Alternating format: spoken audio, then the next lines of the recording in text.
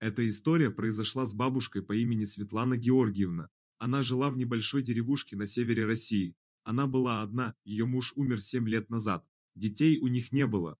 Бабушка Светлана привыкла к тихой и спокойной жизни.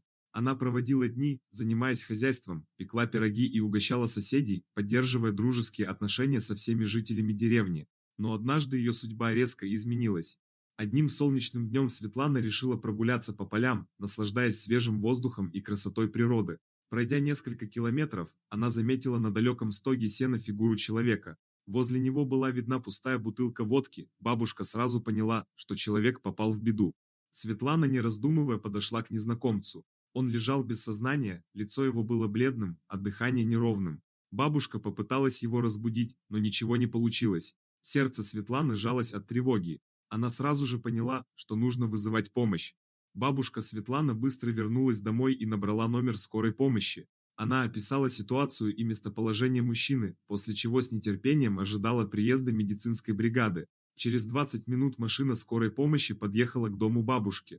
С сумками и аппаратурой медики подошли к незнакомцу. Они провели необходимые медицинские процедуры и нежно уложили его на носилки.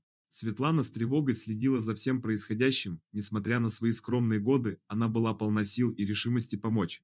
Машина скорой помощи отправилась в больницу, а Светлана с надеждой в сердце сопровождала их взглядом, пока они не скрылись из виду. Она молилась о том, чтобы незнакомец пришел в себя и оказался в безопасности. Дни проходили, и каждый день Светлана приходила в больницу, чтобы узнать о состоянии незнакомца.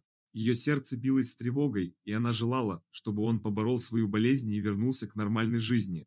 Наконец, настал тот день, когда Светлана услышала заветные слова врача о том, что незнакомец пришел в себя. Ее сердце наполнилось радостью и благодарностью. Она поспешила к палате, чтобы увидеть человека, которого спасла.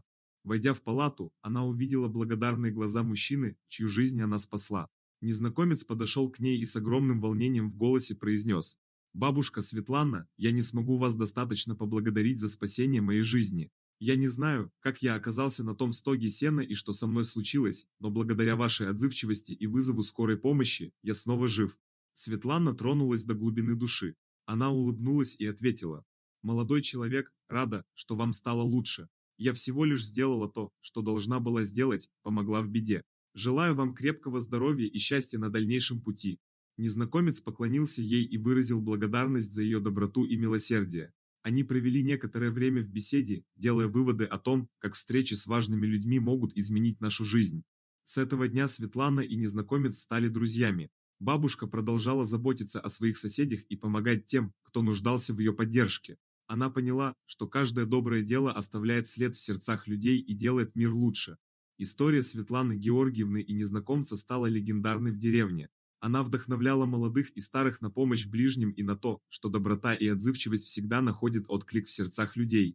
Бабушка Светлана оставила свой след в истории маленькой деревни, став примером для всех. Ее история стала символом того, что одно доброе дело способно изменить жизнь и принести счастье не только другим, но и самим себе. Вот такая удивительная история. А что вы думаете по поводу данной истории? Делитесь своим мнением в комментариях.